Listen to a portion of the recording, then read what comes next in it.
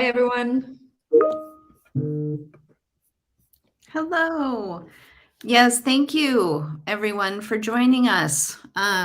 What a pleasure to be welcoming you.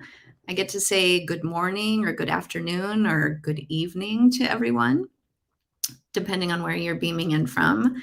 Thank you so much for joining us for today's webinar that's a part of a larger series of the National Week of Conversation that we're celebrating here this week in the United States. It's literally hundreds of organizations in the bridging community that are hosting thousands of events across the country. And so we're so pleased that so many of you were inspired to attend this discussion on how we're going to be bridging towards a just, inclusive, and pluralistic democracy. So I'm Julia Roig. I'm the Chief Network Weaver at the Horizons Project, and it's my pleasure to welcome all of you on behalf of Horizons and the Othering and Belonging Institute. As you are all arriving, please do introduce yourself in the chat. We'd love to know who's in the room with us, where you're beaming in from, if you'd like to share your role, your organization, anything else to share. And a very special thank you to Coffee and Yakata for their interpretation services from Interpret, Educate, Serve today. I'm obviously joined on the screen by renowned director of the Othering and Belonging Institute, John Powell, and also with his colleague, Miriam Juan Torres Gonzalez, who's coming to join us today from Spain, serving as the head of research at OBI's Democracy and Belonging Forum. And you'll notice that there are just four of us on the screen because Ashley Johnson from Race Forward unfortunately had something come up and wasn't able to join us today. So we're very sorry to be missing their participation. And yet today's event has really been designed as a conversation. So we're going to be having some framing remarks from John initially. Then the three of us are going to be reflecting together on a couple of provocations before we turn it over to all of you to please join us, weigh in on the comments section with any questions, make ample use of the chat, and we'll be gathering up your questions and giving enough time towards the end for us all to be reflecting together on this pretty meaty topic. Because, you know, the reason that Horizons was so excited to be co-hosting this discussion is we really do believe it's really healthy for all of us to be naming and wrestling with the very natural tensions that arise when we interact with different theories of change that permeate pro-democracy organizing. All of you joined today for an event that had democracy and all of those wonderful adjectives before it because you obviously care about this topic. And some of you may be coming to this work from more of a social justice frame. And those may be centering civil resistance. We may be seeking to raise the heat, to disrupt complacency, to build a sense of urgency, to stop the very real harms that communities are experiencing because of both historic marginalization or current democratic backsliding. But of course, there are many of you who are also coming to this work because you're strengthening democracy from a perspective of wanting to bring down the heat, to build empathy and understanding across difference, whether that's from an ideological perspective or based on geography, the urban-rural divide we experience in so many parts of the world, or bridging across religious, age, gender, racial differences. For Horizons, we feel that these ways of working can be in right relationship with each other at this moment when we are facing such serious threats to our democracy, both in this country and around the world. So it's not really an either-or question of polarizing to organize versus depolarization, but rather how are we going to be continuing to strengthen our connective tissue amongst movements of movements where these diverse roles and perspectives are understood and valued and best leveraged to work more effectively in this moment when we need to be facing this democratic threat both here and, like I said, abroad. We're very glad that Miriam is here with us today to bring in that international perspective, which is so important for our learning, but also as we build democratic solidarity. And so with that, it's my pleasure to turn it over to John to give some framing remarks. And as we're planning for this conversation, if those of you who have not seen the recent Nonprofit Quarterly article that John wrote with his colleague Sarah Grossman, I highly recommend it with regards to addressing the rise of authoritarianism and what the role is for the bridging community in that. The question I want to raise to John is, in this context of rising authoritarianism and the threat that we're experiencing around the world, if you could talk a little bit about the limitations of the polarization framework for our work in the bridge building community. Well, thank you, Julia. And it's great to be here with you and Miriam. And I appreciate the ASL interpreter and all of you.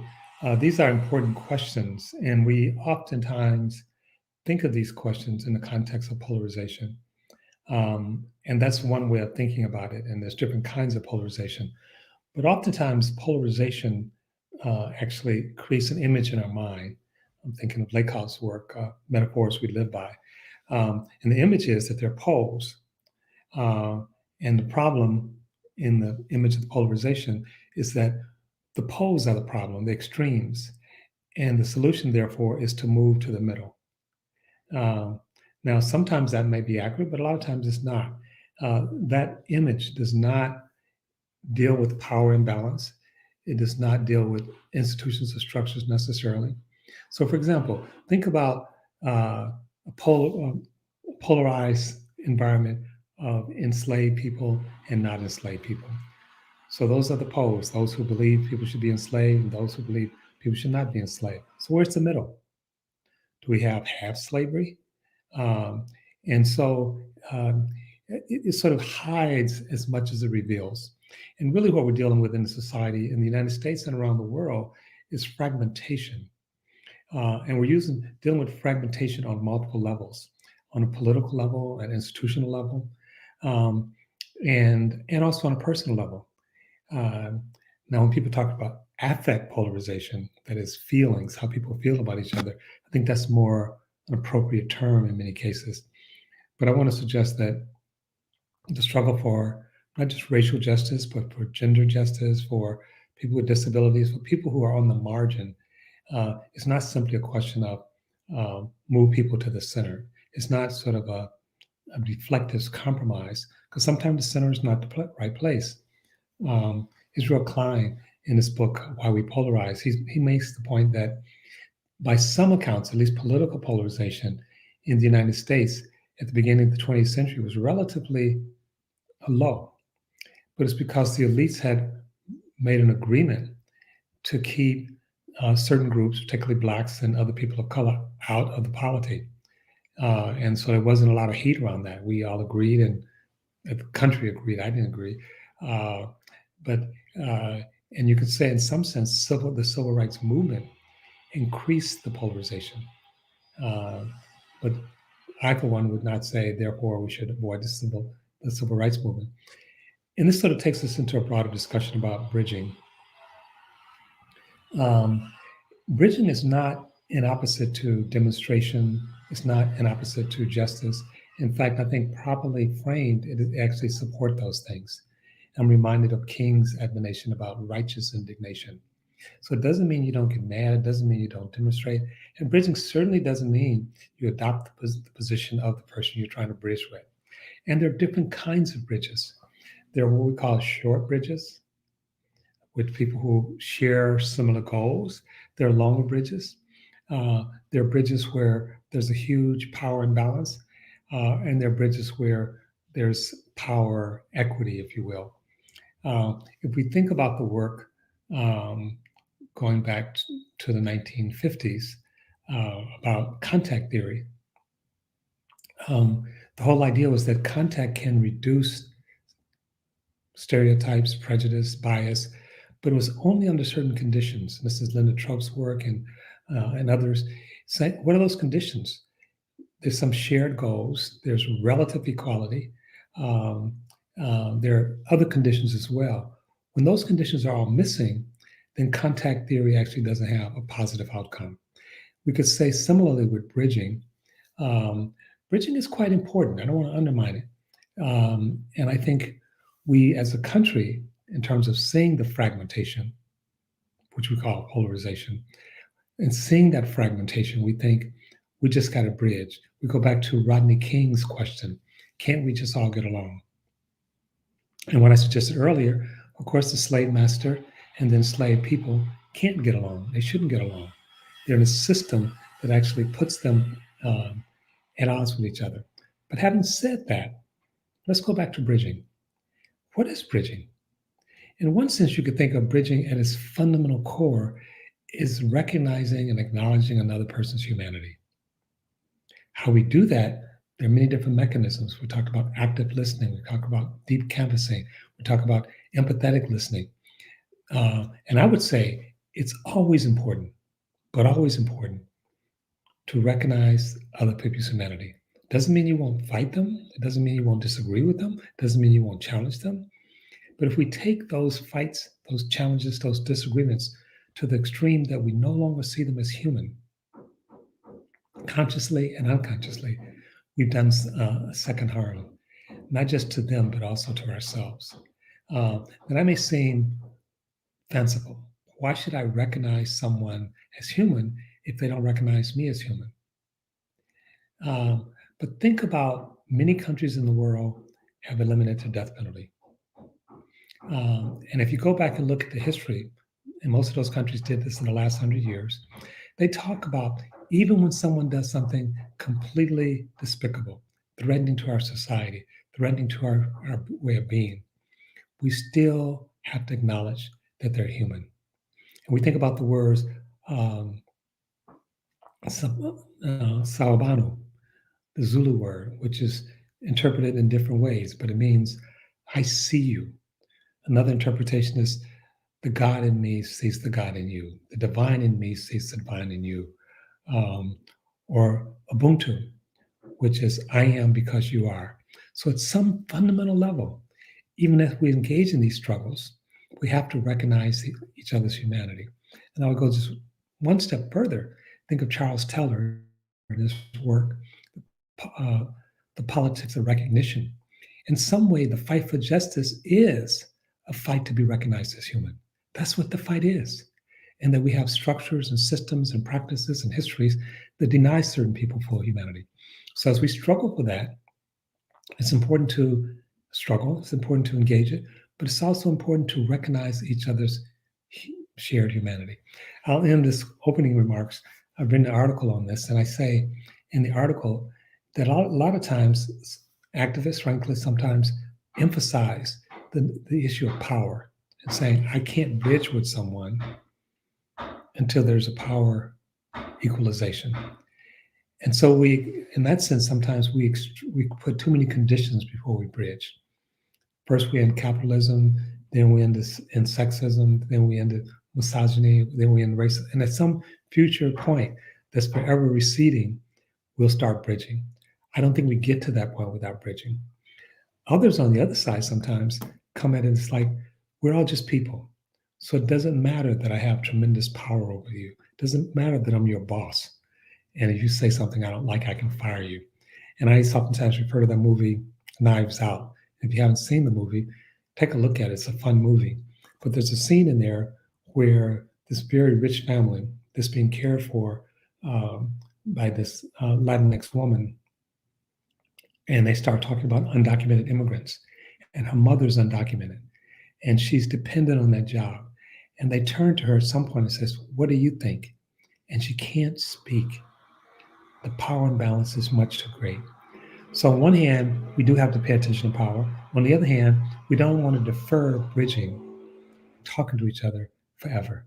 And I'll just end by again saying, if you think about fights, whether wars or uprisings, at some point, people have to come back to the table and talk to each other. If you think about elections, we go all out to win, to have our issues put on the table. But once we win or lose, but assume we win, what do you do with the people who lost? And what we've lost in this country and in many other countries, so we say the losing side don't count. We don't hold them as people. We don't listen to them. We don't talk about their fears. They lost, they're losers. And that kind of fragmentation, that kind of dehumanization is threatening not only to democracy, but to our very planet. So I think we have to find the right rhythm, if you will, between bridging, but also knowing that we actually have certain work to do, substantive work to do, and we have to pay attention to that as well. Thank you, John. That was perfect framing to kick off this conversation, because of course, this is the opposite of bridging, as you often say, is breaking.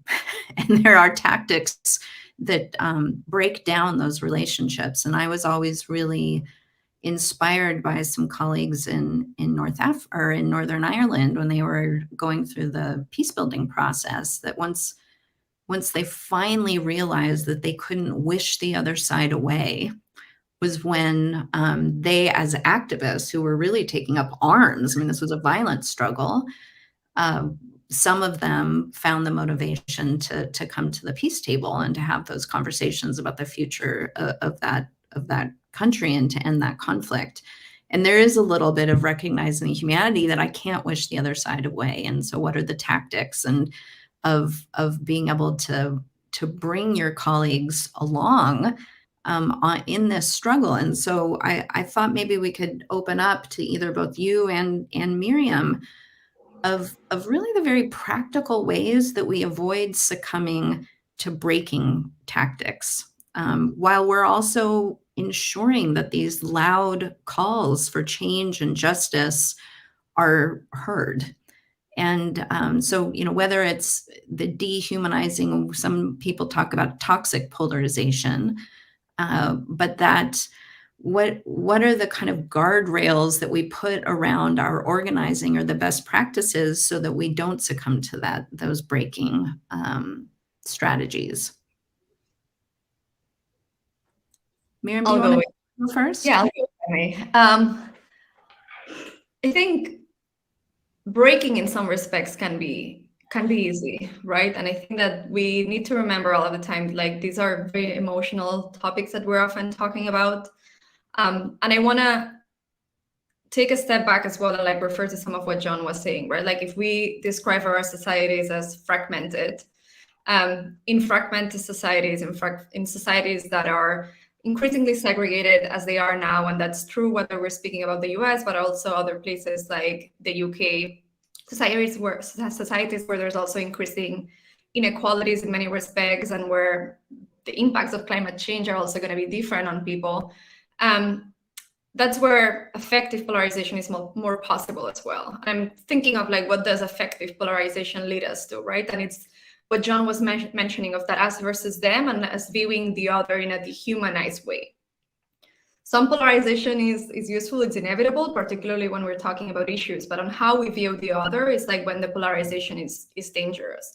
And that breaking happens when we're flattening people's identities, when we are reducing people to just one particular view, one particular identity.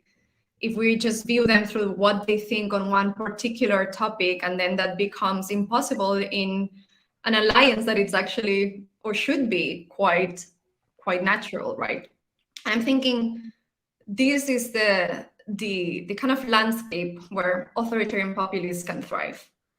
And it's the environment in which they can actually also activate people's fears, activate people's emotions, and create this fertile ground for then passing also policies that are quite scary, to be honest.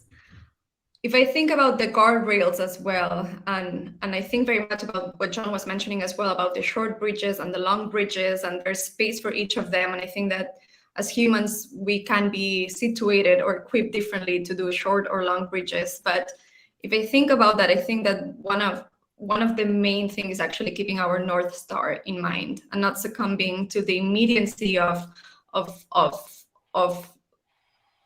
moment. So at the Democracy and Belonging Forum, we did an event on Monday with a bridge builder, dear friend of mine called Nizamuddin. And someone brought to the table, as a person of color living in the UK and doing the work, how do you not get exhausted? And he was saying, like, I need to constantly keep remembering to keep the vision of the society that I want at the forefront. And I thought that was important, because if we don't and we engage in breaking, we are contributing to that particular landscape that's good for authoritarian populists who have a nativist project to advance. And I think that's important to remember for activists who are maybe thinking about like their tactics and their strategies as well, and want to just a society of belonging for all. And these are very, very complex issues, and I'm sure we'll touch more on it as well. But just to bring an example as well, a lot of this conversation around the tensions between whether we bridge or social justice and centering marginalized communities, does this make bridging impossible, or like bridging communities like maybe feeling less comfortable in bringing those justice considerations into their work? A lot of it, and I'm sure Julia you have experience with it, reminds me of the peace and justice argument in truth and reconciliation efforts, right? Like, should you put more emphasis in peace and forget truth after a conflict, or should you do the other? And I think through these binaries, these false binaries, we tend to simplify. So I remember when I worked in Colombia, and I had the honor of working with victims of the armed conflict. And there was a situation where we were talking about collective reparations and perpetrators coming back into society. And if you want a society of belonging, everyone will have to have a role and a plate in it. And we were asking, what about perpetrators coming back to the community? And they were like, no, we don't want that. And then someone said, what about people who have become perpetrators, who were forcibly recruited when they were 16 or 17, or they were minors?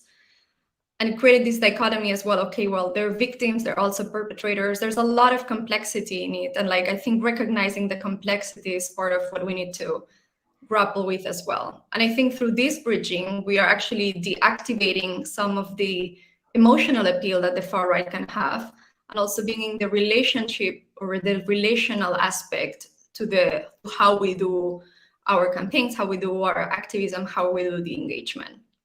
At the same time, if bridge builders don't bring the considerations on justice, what's the bridge building for? And who is it for?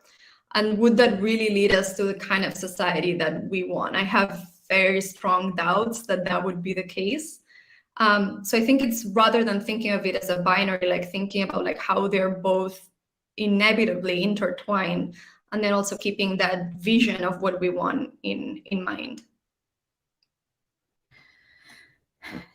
John, do you mind if I reframe the question a little bit, building on what Miriam just said? Because I'm really glad that she brought the truth and justice and reconciliation framework in from Colombia, because I think it's actually a good metaphor for like our interpersonal work and our intra-movement work, because of course, part of the framework of those reconciliation processes at a societal level when we're trying to heal is a commitment to not continue the violence and to not continue the harm. And I think that that's where we're struggling with a little bit. When you were saying, like, would we ask someone, an enslaved person to bridge with someone who's enslaving them? At least I've heard in some of the communities that we work with, that being asked to bridge in a current moment in certain political environments, it feels a little bit like the commitment to stop doing harm, or at least the non-action of folks who are propping up a political system that's continuing to perpetuate harm.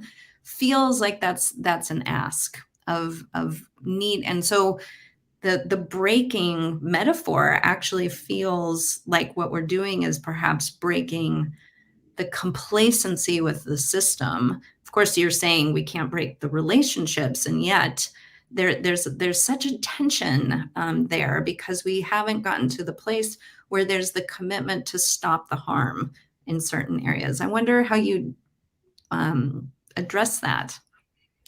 Well, it's a great question, and Miriam, I think, set it up very well. And I'm going to go back to something she said. She talked about complexity, and I think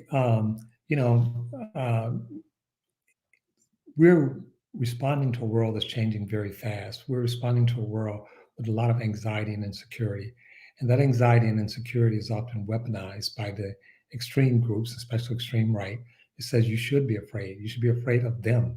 They are the reason that you don't have whatever you don't have, jobs, a future. And to lean into that in a simplistic way, actually, I think hurts all of us. It doesn't advance the movement. It actually retards the movement. It actually holds it back. I think of people like the Reverend Martin Luther King. I think of people like Nelson Mandela and others. They were pragmatists. I mean, King, when he was going into a community to protest, he would count the number of prison cells to know how many people could get arrested before they broke the prison. He was a strategist, but at the same time, he always had an olive branch out to the other side. It wasn't either or. And so part of the thing we do in terms of fear, in terms of this anxiety, is we flatten things so people become all one thing. Ibram Kendi, in his book, How to Be an Anti-Racist, he says people are racist in one situation and not in another. And what we do in our stories and in our practice sometimes is that they become all bad. So when there's an opening, I can't see it because I've actually painted this picture that they're all bad. Now, they're not all good either. So I'm not saying before certain conditions are met. So the wonderful story about Nelson Mandela, which I told many times, so if people have heard it, I apologize. But when he was coming out of prison, he met with the head of South Africa and he suggested having a ceasefire. There was a violent conflict there, and he was head of one side of that conflict. And the president of South Africa said, "You're right, we should have a peace treaty, but you have to convince the general, the head of the South African army." And they met at Nelson Mandela's house. Nelson Mandela had learned the language of the general before they met. He had learned that in Robben Island. He wanted to understand what was going on with the other side. So when they met at Nelson Mandela's house, Nelson Mandela served the general tea, which completely flummoxed the general. He actually came out and sat on the couch next to the general, not at the coffee table across from the general.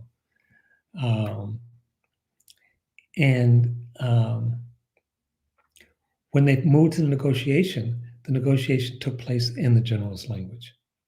Now, while Nelson Mandela was doing that, his army had guns. His army was ready to fight, but he was looking for a possibility of bridging. When he went to the rugby game, which was symbolically a white symbol in South Africa, he knew what he was doing. He was making an offer. Now, I'm not Nelson Mandela. Most of us are not. But he was dealing with complexity, and that complexity in many ways paid off. I thought about this. When I was in college, I was on a cliff, and I got in my car with a friend, and we had to turn around. So I had to back up to turn around, and we had to back up and be careful not to go over the cliff, right? And we got so engrossed in backing up. It's like there's 6 more inches, there's 3 more inches. We forgot that we were trying to back up and turn around. We actually had enough room to go forward, but we became obsessed with backing up. And we almost literally went off the cliff because we were obsessed with backing up. We didn't realize, okay, we've achieved what we need to achieve. Let's move forward. And I feel like many of us do that. We get stuck. We get stuck in the struggle And so we can't see openings. We can't see possibilities. We can't tell a complex story. And just one last thing, I talk to a lot of people who are burnt out, who are hurt, who are suffering. And one of the things I remind them, both in Europe and the United States and South Africa, South America, is that you're never completely defined by the struggles you're in. So yes, I'm an older Black man, but I'm more than an older Black man. I'm a parent. I'm someone who, enjoy walks in nature. Uh, I'm someone who's traveled all over the world. I'm also a professor. I mean, we tell these limiting stories, so the other side becomes just that. They're the other side. They're them. And I'll end just by saying, I did an event with Isabel Wilkerson. She wrote the book Cass, and she talks about a guy coming to her house to fix her plumbing. And this guy comes up with all the trappings of a mega person, which is, for people who don't know, it's like a Trump supporter who's steeped in, racist disposition. And Isabel Wilkerson is a Black woman, and she was living alone. And she said a guy walks in, and he's really, the vibe is just thick with disgust and disdain. He's not seeing her as a person, and he's not really helping her. And she's moving boxes, trying to show him where the leak might be. And he's just standing there, and she's feeling problematic. Now, you might say he's there as a service person. He should be doing his work, but he's not. And so she's looking for a place to bridge. And she said at some point it comes to her mind about his mother. And her mother had recently died. And she says to him, my mother died recently. Is your mom still alive? And his mom had died as well.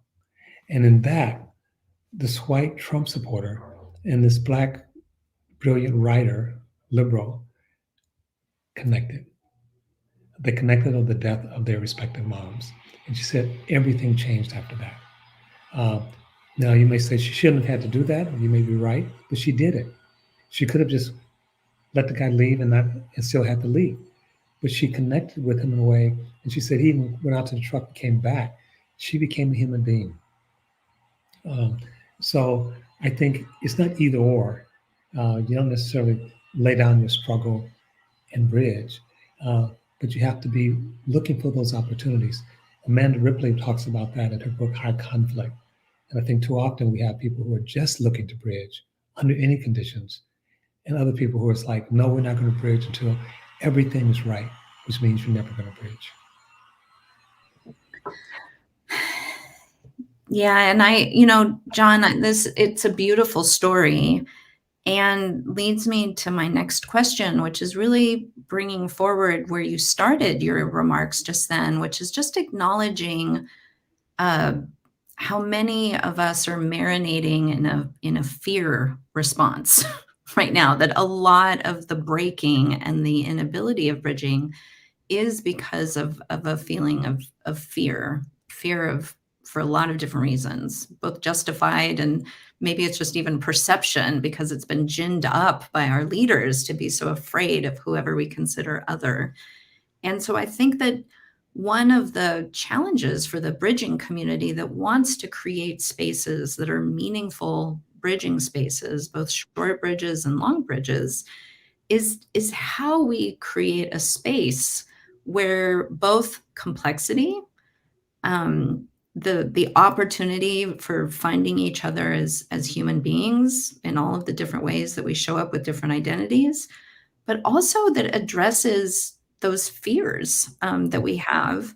And I'd love to hear, Miriam, how you feel like the bridging spaces that are healthy, that are really serving the purpose of stitching together this kind of new social fabric that then, of course, translates into action, addresses both the fear and then the complexity that John is talking about with all of the identities.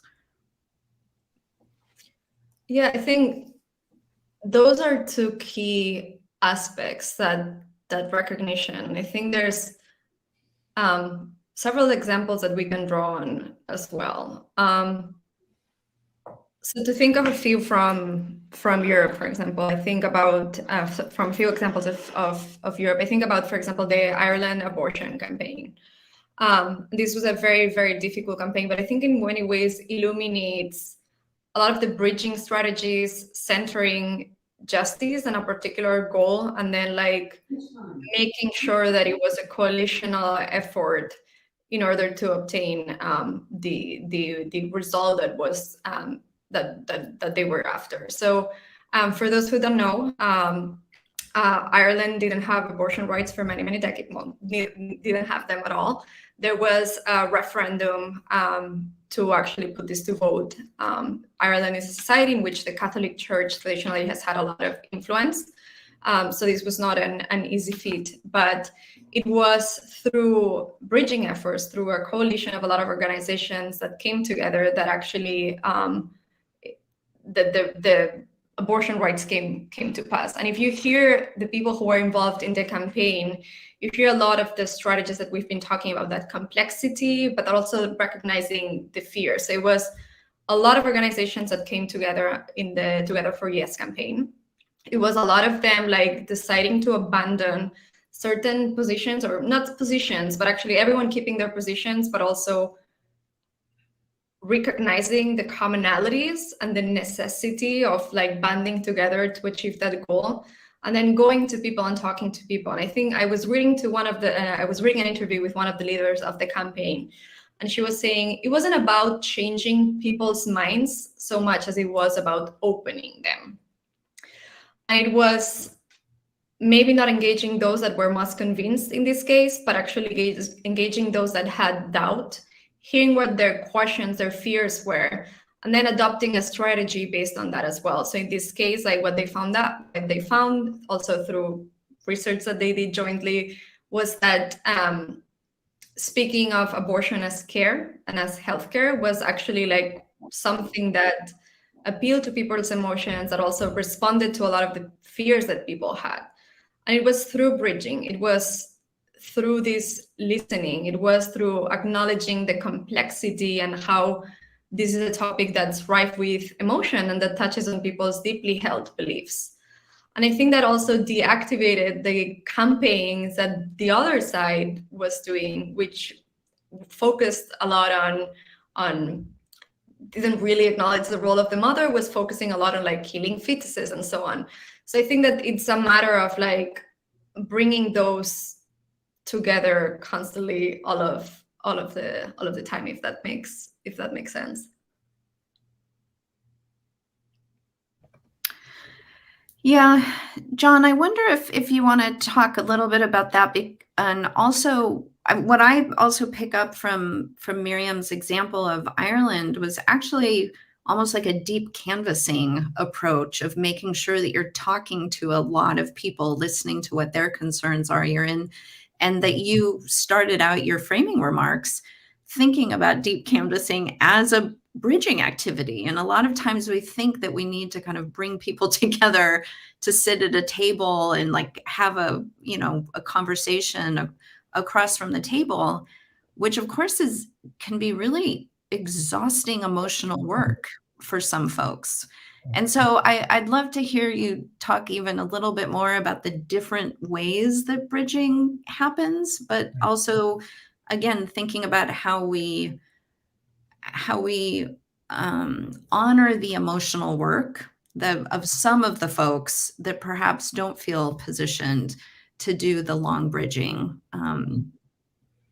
Well, a couple of things. And if a person, someone says to me many times, so if someone doesn't want to do bridging, how do you convince them? I say, I don't. A person has to come to that on their own. But I think there are many reasons to bridge. And I think there are even more reasons not to break.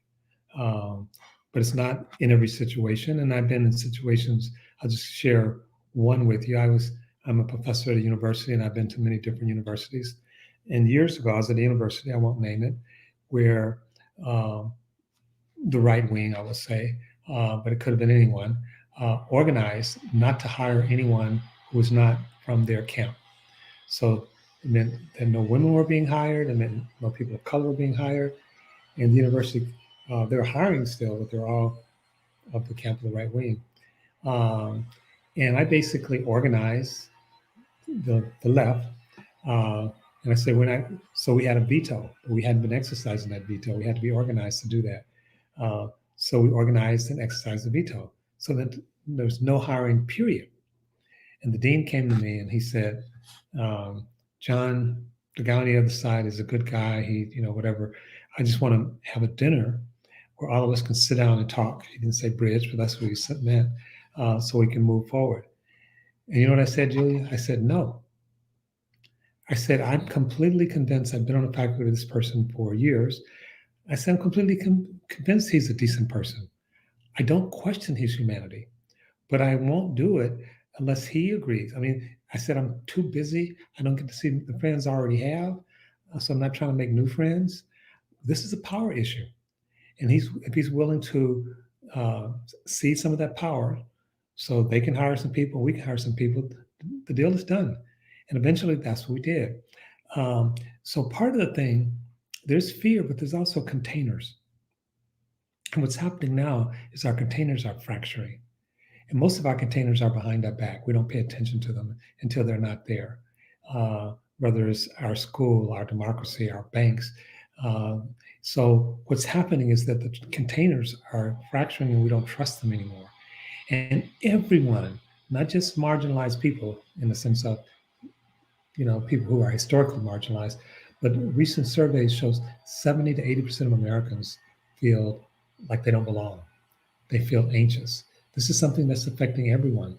So part of the thing about bridging is recognizing, Bob Marley has a line where he says, every man, we could change it to every person thinks their burden is the heaviest. So I'm aware of my fears. I'm aware of my anxieties, but I'm not aware of other people. And part of bridging is being willing to listen to other people's fears and anxieties, being willing to listen to their stories, not to accept them, not to adopt them, but just listen. And that's not the same as a policy issue. What's your position on X? And what deep canvassing has been able to do, and frankly, they borrowed from bridging.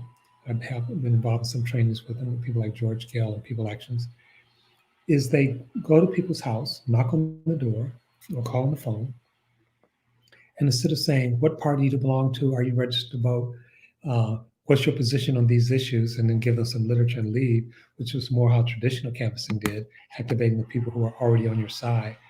Instead, they would go and say, how are you? Is your family dealing with COVID? Do you have the mask you need? What are your fears? And it would take longer, but they would actually talk to the person about their life. And part of the thing, going back to something we talked about earlier, is that people are situated differently. And we have to pay attention to how people are situated. I think of water differently than a farmer does because I'm situated differently. It's not because the farmer is inherently different than me. It's that he or she or they are situated different than me. And we don't know that. So, and what they found with deep canvassing is that when you listen to someone, deeply listen to them, and not listen to them to change them, not listen to them to convince them that you're right, but to see them. And this is the contradiction and the irony. The possibility of change goes up over 100 times. And that's what deep canvassing is. And that can happen in many different places. But sometimes you do have to, as Amanda Ripley says, lower the temperature. So I've literally been asked to come to cities where there have been shootings of Black people by the police, and then there's tension, and they say, will you come and talk? And I said, not until the shooting stops. So there's sometimes the container is not there. And so when you say, where do we do it? How do we do it? The containers all over the place. I'm here in Berkeley, and I was talking to a restaurateur yesterday, and she's talking about something we talked about before COVID, of having tables where people could go and have conversations. You can invite people. It could be scripted. It could be curated. But you invite people just to see each other's humanity. And when that happens, oftentimes really wonderful things happen. Oftentimes those entrenched positions shift. And oftentimes the health of the people engaged actually improve. So a lot of times the stress and trauma is also that we don't see possibilities. And so when we're breaking all the time, it's not just hurting It's not just out there. We're doing something in here. We're doing something to ourselves. So I think we can be more deliberate. I think we should be more deliberate.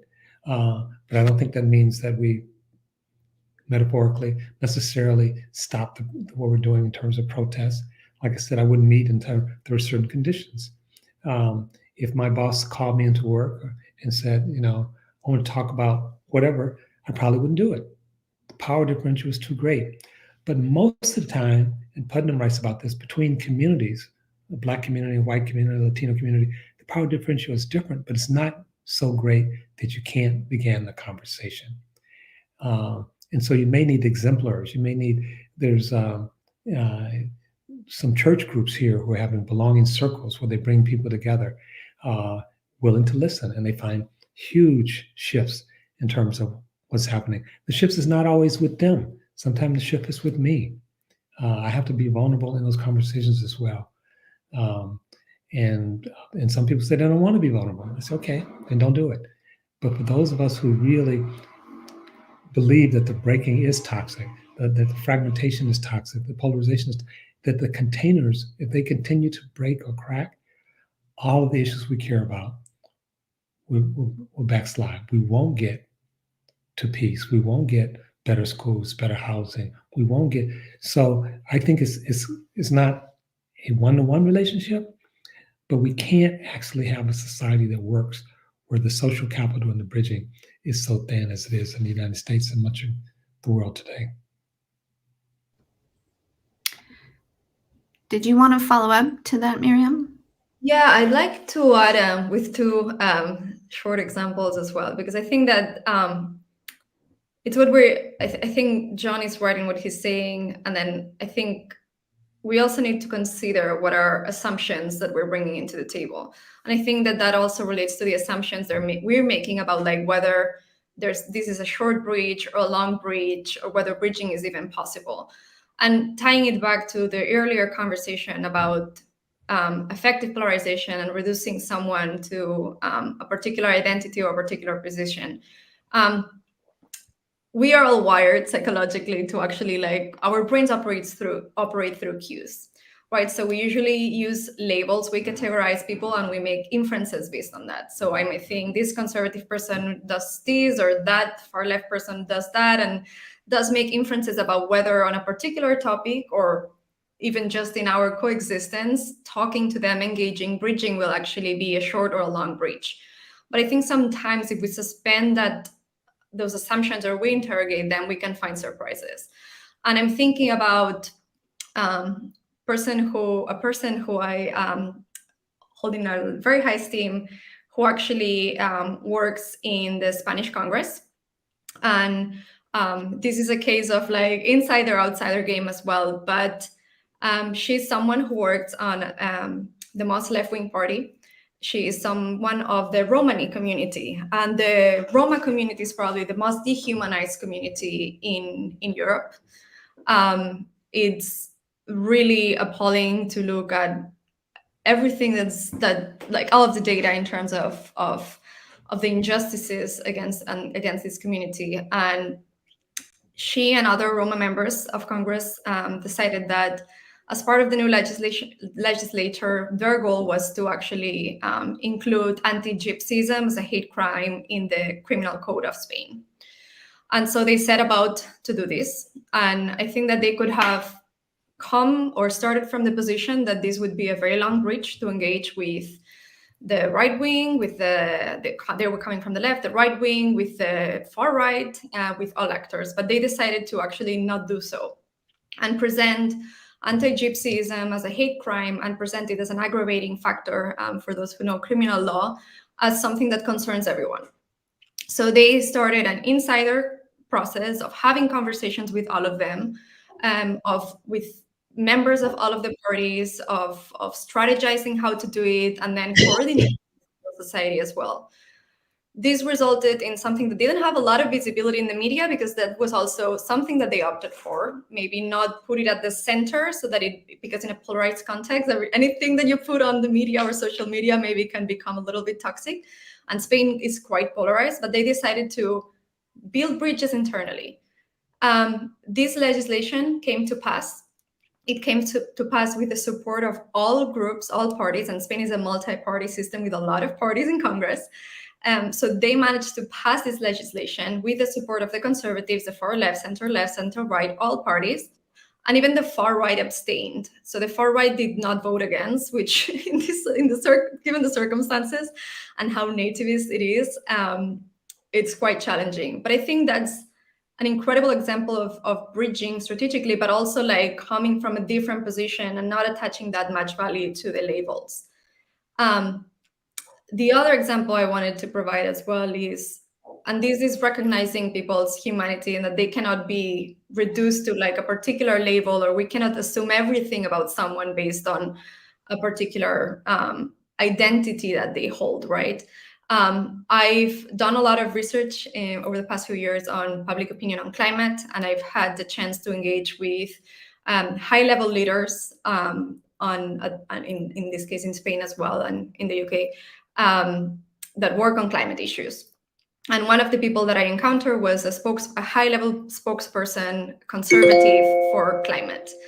We might have some assumptions, but it was very interesting because this was someone who's very concerned about a just and fair transition, about communities that are being left behind. And he came to me after we had a meeting with other conservatives, and he was like, I want to let you know that I'm someone who believes in bridge building. We are in a very polarized environment. It's really frustrating, and I don't know how to get out of it. We don't know how to get out of it. But also it's really hard because I have some views on some things that I try to put out in the media, but it's impossible to cut across. And all of these things are projected. And there are things that I might not have agreed on, but it was very interesting to see like this position as well, and that moment of suspending projections that allowed for other conversations and that could create a space where other policies are passed, where all of other considerations are taken into account, where bridging and justice will go hand in hand, because we can also find scenarios where they don't, and then tensions simmer, even if particular outcomes are achieved. So I thought I'd bring this piece into the conversation as well, because I think we need to challenge the assumptions that we ourselves hold about what a person of a particular view on one topic or of particular ideology is. But at the same time, also recognizing that oftentimes if bridge building doesn't incorporate that justice side of it, it's probably just gonna regurgitate a lot of the tensions, or like perpetuate a lot of the tensions that also exist in our societies. Thank you. I love that both of you are bringing in such concrete examples of lived experience and people who are struggling with this, and opportunities and good case studies of the complexity of people finding that common ground and being able to move forward. And so I would love to bring in the rest of you all, please. I have been looking at the comments section, and we have a very concrete question. So think of your questions, put them in the comments, and we'd love to hear from you. And so we have one, very specific question. When you were saying that we don't necessarily want to change people's minds, we want to open their minds. And again, the beginning of this question is around excessive fear that just produces, the feelings of having an enemy and being very destructive of our relationships. How can we help people have an experience that opens their minds? Are there certain techniques, or there certain practices that you would recommend? That fear is reasonable, actually. We have a reason to be fearful right now. and yet at the same time, we're asking people to be in a place, not everyone, like John was saying, not everybody's got to be in that position, but how do we support people to open their minds in this moment? Well, I'll start.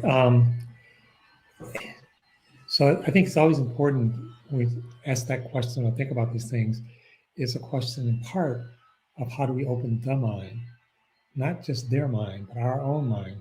I think Miriam was talking about us going to a conversations with our own assumptions. So it's the nature of the mind to be organized around fear. It's not it's the nature of bad people, but us good people, we don't have fear.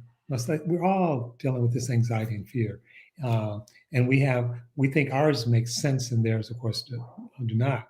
And we actually don't know what theirs is by and large. Um, and what I suggested earlier, I mean, there are some techniques from mindfulness to um, uh, empathetic listening, to putting people in a situation where they have an experience of doing something together, uh, that may be off topic.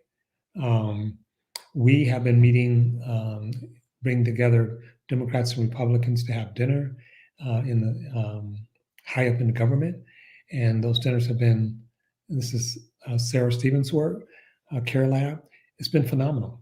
Uh, um, and those first dinners, the first one I went to, and I'm one of the faculty for this effort, uh, I was getting calls, frankly, a lot from Republicans saying, you know, we're not really racist.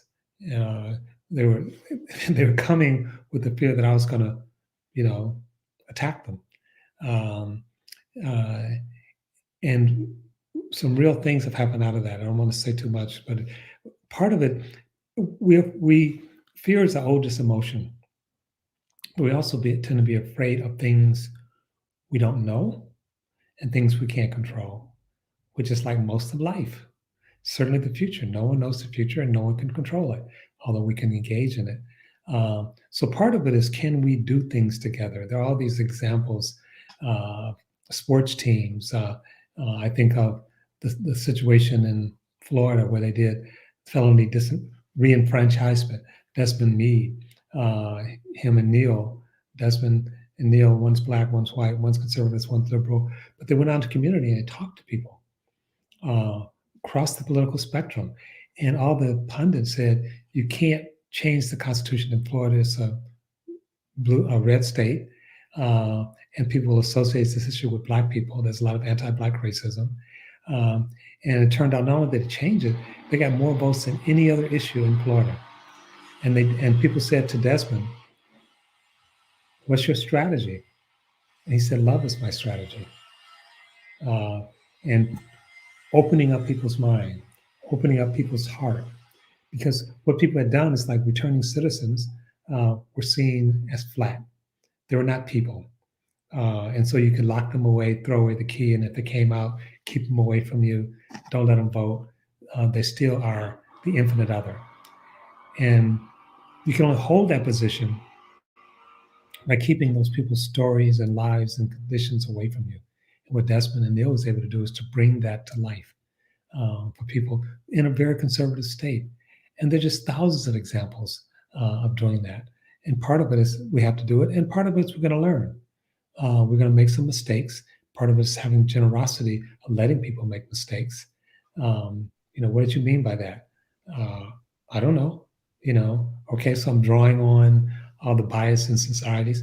But again, it doesn't mean, as Kendi suggests, it doesn't mean I'm a racist and beyond repair. Unfortunately, we don't have a structure in society that does that very well.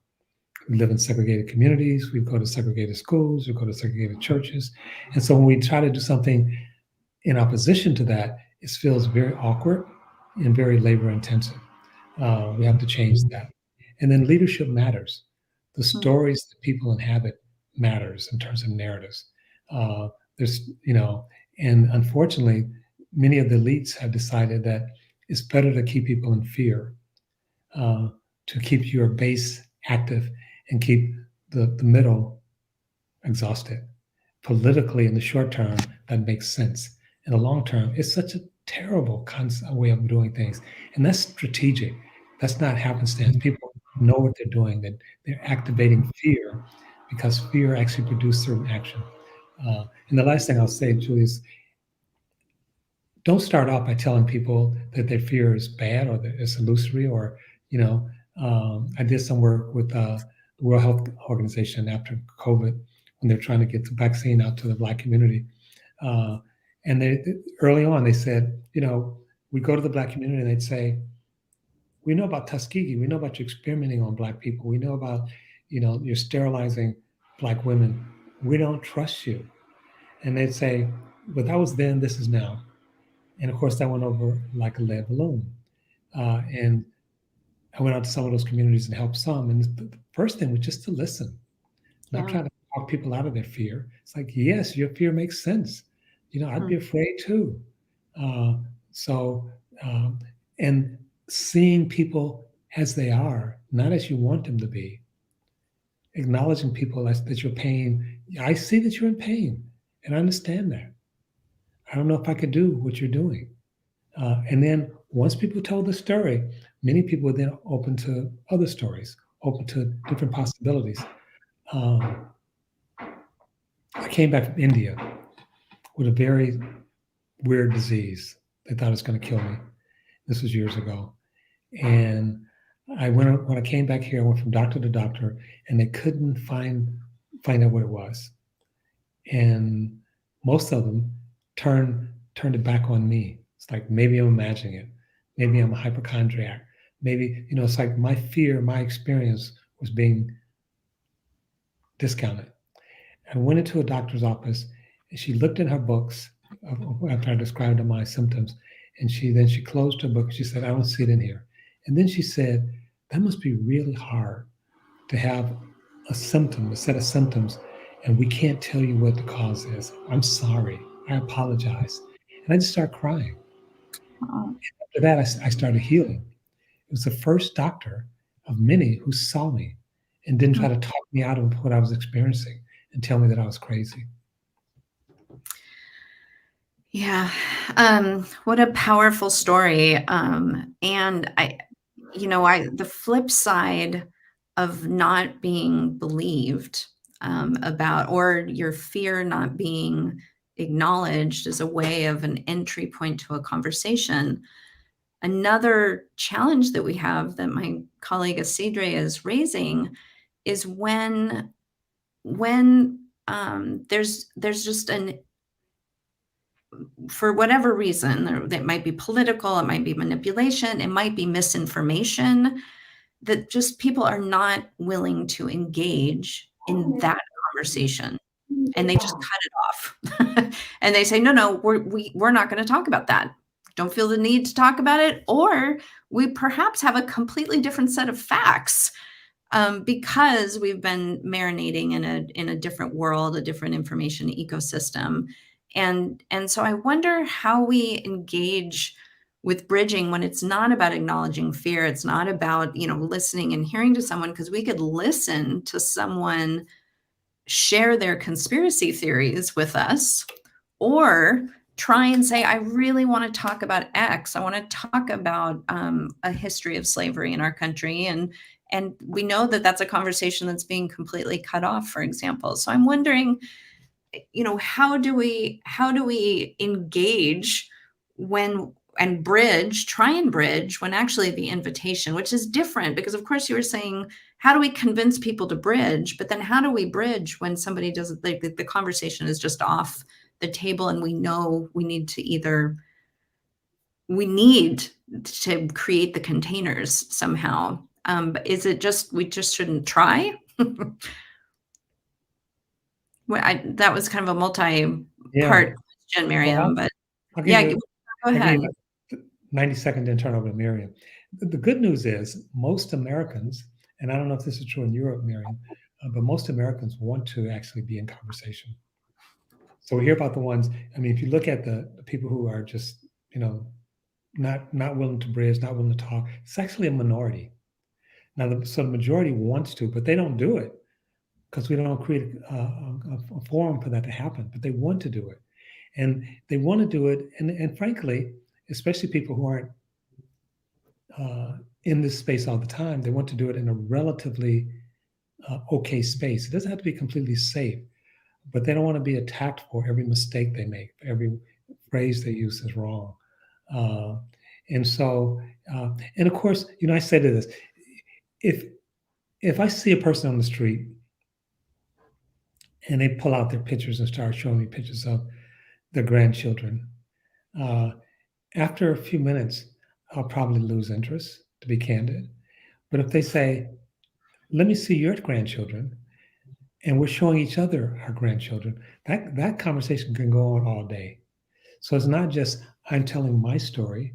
I'm also listening from you, your story. We're going back and forth. It really is, a collective, co-created process. And so we haven't been very good at that, right? It's like I want people to hear my story, but I'm not really interested in your story. Or I say my story is true and your story is false. Uh, and so there are ways of actually helping people get to not just stories, but also feelings, also fears, also concerns. Um, and oftentimes, I think you have to get to the issue, but I wouldn't start there. The issue has so much stuff, so many assumptions already in place. So first of all, and tell this one last story. My dad passed a couple of years ago. He was a deeply devoted Christian minister. I went home several years ago, and he was very exercised about the issue of abortion, and we were on opposite sides. Uh, and we decided to have a conversation about it. And the conversation lasted all night. And it wasn't a debate. It wasn't my convincing him that he was wrong or him convincing me that I was wrong. It was actually seeing each other. And the next morning, my mom came downstairs and she said, "What did you and your dad talk about last night? He woke up just beaming this morning." And for the next 2 years, I refused to participate in public debate. I felt like the structure of it was wrong. You're already setting up as a winner and loser. You're performing. You're not really listening. You're not examining things together. You're not seeing the other person. So there are ways that we can do this, and now there's a lot of literature on this. Do it better, and it won't solve all problems. It's not, as they say, it probably won't cure bad breath, but there are a lot of things it can do and will do. We're leaving a lot of things on the table, refusing to bridge. Yeah. Miriam, before you answer, because I do want to hear your response, I want to bring in a couple of the other comments so that you can maybe kind of have a multi-part response to that question, because somebody brought up the issue of like kind of champions for bridging. So that's a leadership issue. Like John was saying, we need leaders that are showing that this is needed, that this is possible, helping to create the conditions. But then also acknowledging when there are power differentials, so that maybe part of the reason, this is a narrative power. From our narrative research, we say who gets to define what gets to be talked about and what doesn't get to be talked about in a narrative landscape is a form of narrative power. And so maybe you could talk a little bit about both this question of wanting to be able to talk about something and not being able to, but also maybe issues of championing and the power differential. Yeah, I think it's interesting the image we have about bridging, right? Like, and it's about like, let's go have conversation on a topic we disagree. And it is my belief that we actually cannot force anyone to have a conversation. Neither should we try. We shouldn't coerce anyone into speaking about anything that they don't feel right or they don't feel okay. We can interrogate, however, why that might be, not necessarily with them, like maybe with them, but maybe not. But then think about bridging as not something that happens as a one-off. So like I encounter this person on the street and like I force them to have this conversation on this topic they don't want to chat about, or I'm constantly at loggerheads with a neighbor, a family member, institutions, and so on. There needs to be a particular container, as we were talking about, but also relationships of trust and good intentions that are built. And I think that's a key part of it as well. And then maybe there's some entry points as well, and we can recognize where people are coming from and why they might not want to have this conversation. I want to raise and I want to bring into these also like another of the comments that I'm seeing here, which is like, how does bridging work when non-rural progressive elites talk about opening minds, as though conservative rural folk are not open, empathetic, but stereotyped as close-minded and parochial. And I think this is an incredibly important point to make as well.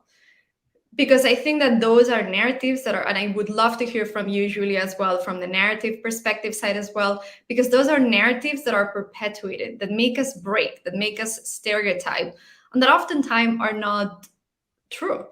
And in a sense, like the opening mind, as John was saying as well, is not something that we do to others. Like we all need to keep those open minds.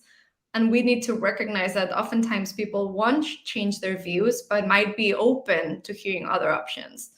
And I've been very lucky that I've worked as a researcher for many years now, and I've been able to moderate a lot of focus groups with people that don't have progressive views, people who have progressive views of a whole spectrum. And oftentimes as well with people of like the exhausted majority, as we were mentioning, like more in common, that I've worked with for many years as well, coined the exhausted majority term, people in the UK as well, people in Spain. And it's an interesting process because it's oftentimes in a focus group, like you don't change people's minds. You don't challenge. You just ask questions and listen. And sometimes you get through to conversations that wouldn't happen otherwise. And a few months ago, I moderated one on LGBTQ rights and non-binary rights and rights of the trans community in Spain. And it was not with a progressive group. It was not with a right-wing group either. It was kind of like centrist. And it was a very interesting journey because we started talking about LGBT rights and everyone was very on board. And they were like, I don't understand why you, like the language that you're using of like them, like, what do you mean by their rights? Like they're us. And it was interesting because they were using these terms. Like there's not an us and them. There's like, they're just people like us. Like, what do you mean? And then trans rights came into the picture. And they were using, a lot of civil society organizations were watching as well, and they were using the language of transsexual. So they were like, the civil society organizations were like, they shouldn't use this word, they shouldn't. And I understand the problematic, but like the place they came from, they saw them as a them. It's true, but they were like, no, but people have rights and like no violence. And but you could see they had so many questions. And then we got to like non-binary. And they were like, I just don't understand. Like, what does this mean? And so many questions, but they were asking a lot of questions and they wanted to do right. And they wouldn't have had this conversation with other people that if they had seen that others were probably thinking differently, like everyone was kind of confused. They had a lot of, but this space of trust was created and they entered a conversation through a journey that actually like led to asking a lot of questions and fostering a lot of understanding. But I think that creating these containers can be quite beautiful as well, because you see where people are coming from. It's interrogating, and they came out with a lot of questions as well. We didn't get stuck on the language, or we didn't get stuck on some of those issues. But I think approaching these efforts, through that lens of like, I'm superior, I know more, is also incredibly problematic. But in the same way, like assuming that like because someone is in a rural community is progressive or non-progressive or so on is also like flattening. Like I think we need to see the complexity of the multitude of identities that people hold. And I don't want to be utopian. This like I am scared as well. We are seeing an incredible surge of the far right across Europe, across the US. What's happening in India is incredibly appalling. Brazilian politics look really, really awful. But I think that in this situation that we're in, I'm not sure breaking will get us to a better point. But Julie, I would also love to hear from your perspective as well, and like from the narrative side too. Yeah, and for those of you who don't know, the reason Miriam is putting me on the spot a little bit is because the Horizons Project just recently finished a bit of a research project on narrative engagement across difference and aspects of the use of narrative, both in collaborative spaces and also in our communications work. And I think the complexity of narratives that you were just talking about, but I was talking about narrative power in a way of who defines within the zeitgeist what is acceptable and what is not acceptable. And then how we address that is by just acknowledging that it's happening. And I think that's the legitimacy and the kind of the fear that John was saying as a tactic, as a practice of just listening to someone say, I feel that there is a power imbalance here. This is my This is my lived experience of what's happening. And of course, the more stories we have of lived experience, the more complex the narrative stream becomes. And you kind of claim legitimacy because someone is listening to you, of course, because that's a way of then changing the container and changing the system. And that's actually where I would love to go. I don't, Tabitha, let me know. I'm asking my question if I'm missing any other questions, because what I would love to make sure that we talk about in this last 14 minutes that we have is to acknowledge that we bridge to build understanding and to model pluralism in how we do our work. The world that we want to see in the future, we're going to live that world now by the way that we engage with our fellow citizens. And yet the beauty of social movements is exactly because we are moving together. There is an action that is implied, so that the bridging that we're doing, the understanding, the way that we're doing our work, hopefully leads up to an ask of changing unjust systems, an ask, a demand. So your example of not wanting to go to that dinner at the university, John, that was a pressure campaign that you put on. That you said, I'm not going to the dinner. I'm going to keep vetoing these new hires until we have a different conversation. And I am going to, so the pressure tactic at that point, you were not dehumanizing anyone, but you put into place a strategy that changed the system. And I think that what I'm hungry for, I guess, from Horizon's perspective, is that there's such a constituency for bridging. There's a lot of people who want to have these conversations. I absolutely agree with you. And then how is this translated into the movements that we need that are demanding change through pressure tactics? Not in a way that's going to dehumanizing anyone, but that is actually going to acknowledge that there are systems of power that need to be addressed. I won't say dismantled or anything, more combative with those words, but I think that it's the union of efforts of bridging, belonging, complexifying, and the pressure tactics. So I would love to hear your response to that, because I loved that example. I wanted to hear more. So yeah, I think again, complex questions and issues. So we appropriately work in a society, in a world where there's a lot of tensions, a lot of injustices, a lot of exclusion, a lot of us versus them. And I guess what I'm struggling with is that justice. What does justice mean? What did justice mean to my dad when we had the discussion about abortion? When I say justice, I believe I was right, and he believed he's right. He not only believed he was right, he felt like he had a sacred text called the Bible that buttressed his position. So saying we're moving to justice begs the question, what is justice? We have different views of what justice is. And I think what happened, not just with my dad, but with other people, is that once we fully began to embrace each other, it became important for us to try to figure out a way of moving forward without denying the other, without just beating the other, and I feel like that's what happens too often in our efforts, is that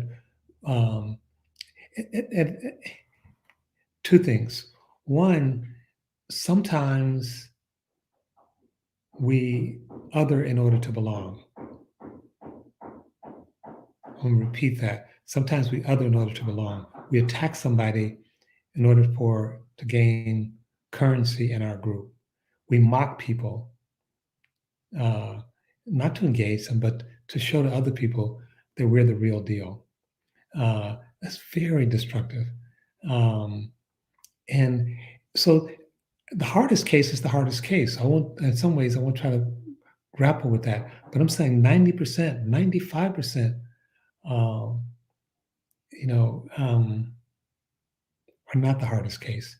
A lot of breaking that's happening in society today is happening in short bridges between groups that are saying they're on the same side, groups that are saying they have the same goal, groups that are saying that they know each other, and they're still breaking.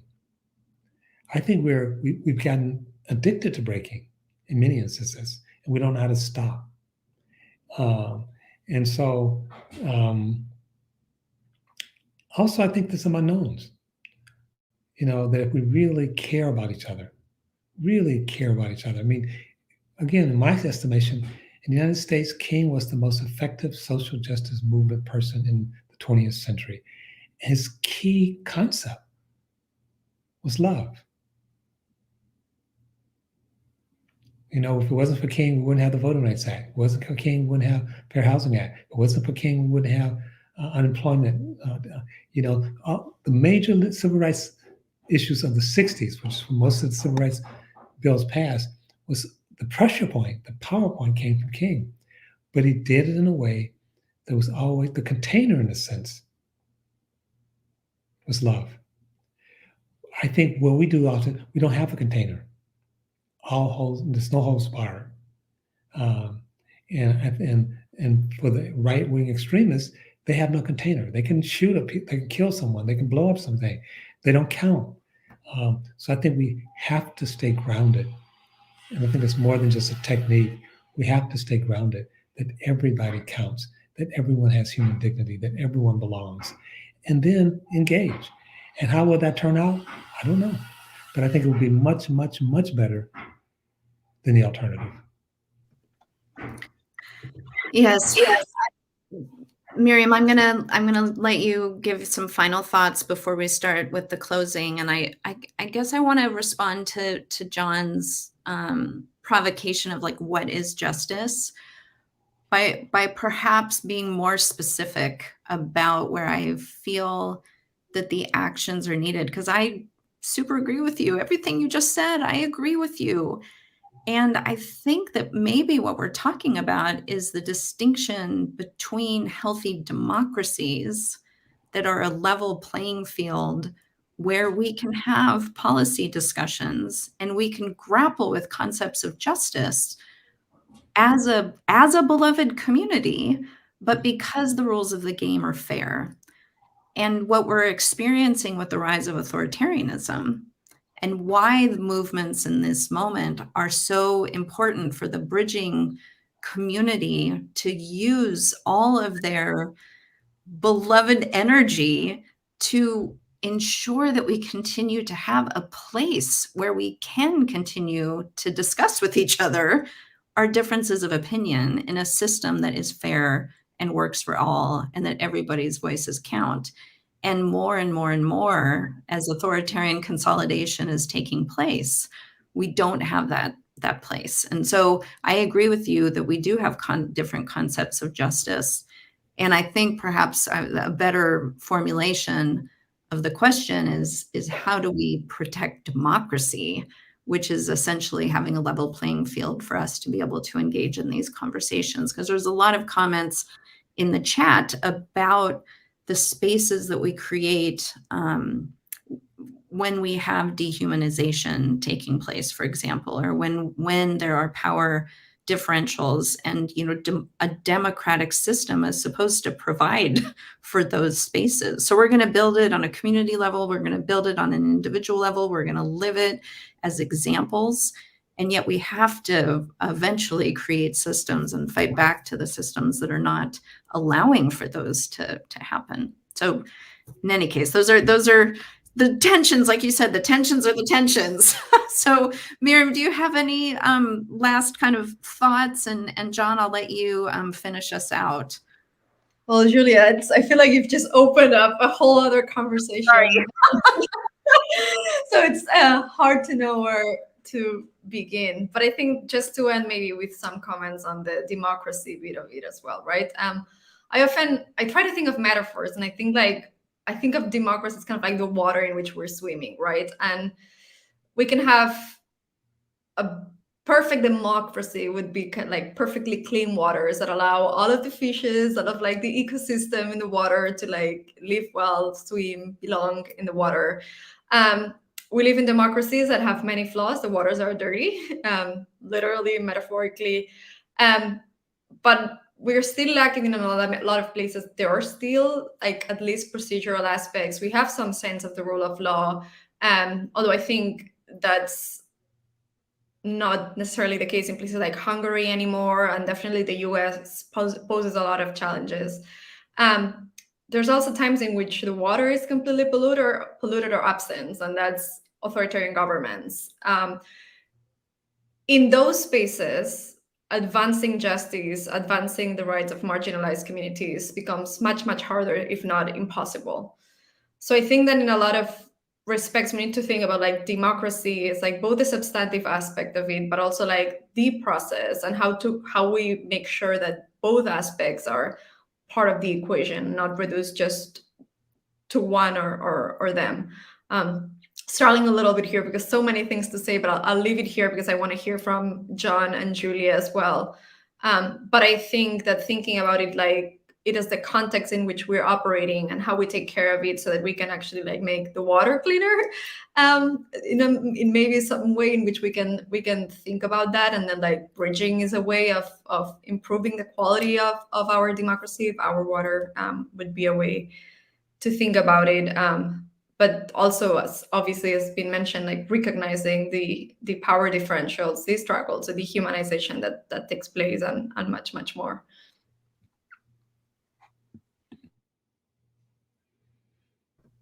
So, Julie, I appreciate your what you set out, and as Miriam said, it really deserves 90 minutes on its own. Sorry. No, serious. I think the reason I raised that is that there's not a singular expression of justice that we agree on, even among ourselves, let alone among people that we disagree with. And to me, I think we do have to have guardrails. I think we do have to have containers. And for me, not surprisingly to people who know me, is I start from the premise that every human being belongs. Every human being deserves dignity. Full stop. Everyone. And a system that doesn't accord that is not doing its job. And democracy is potentially a system, if done right, that could do that. Our structure of democracy is very problematic. With money, how it influences, with power, it gets influenced, with structures of electoral college, with gerrymandering, all these things, even we haven't gotten into race and gender and identities. We have all these structures that means that essentially don't dignify people. And then we say certain people don't belong. They never belong and they never will belong. So to me, that's a rotten system. And it doesn't just hurt Black people or trans people or, the elderly. It hurts everyone. It hurts the world. Now, I may get some pushback. I welcome that. But that's where I start. That's where my guardrails are, is that everyone belongs. And that we all are on a learning journey. Even though I feel strongly about that, I'm willing to listen to an alternative position. I'm willing to listen to a different story. I'm willing to bridge. Well, that is a beautiful place to end. John and Miriam, thank you so much. And thanks to all of you. We didn't get to every single question in the chat and the comment, although I appreciate so much, bringing up these difficult issues, because I would probably end on another point, just seconding what John said about everyone belongs and everyone deserves to be listened to. And everyone has a place in this democracy movement. And we are going to come at it from so many different perspectives. People are going to be working on gerrymandering. Other people are going to be looking at ranked choice voting. Other people are going to create spaces for dialogue on just listening and empathy. Other people are going to be marching in the streets.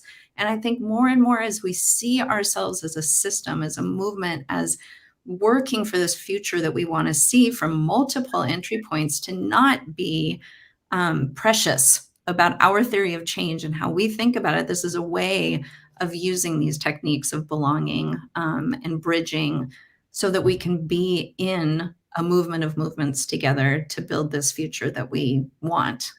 So thank you so much. This has been great. I knew that if we just got together and had a conversation, it would be a good conversation. And I think I was right. So I just want to say a huge appreciation for a meandering, challenging conversation. Thank you all for joining us. Please sign up for Othering and Belonging Democracy Forum. There's a lot of great conversations, events that are happening constantly. They've got a listserv. We send out a lot of stuff on this. There's trainings, there's additional webinars. So if you want to learn more about how this works in practice, I really invite you to engage with OBI, and we look forward to many more conversations. Thank you so much, very much. It was wonderful. Thank you, and thank Horizon. All right, everyone, have a wonderful afternoon and take advantage of all of those National Week of Conversation events that are unfolding.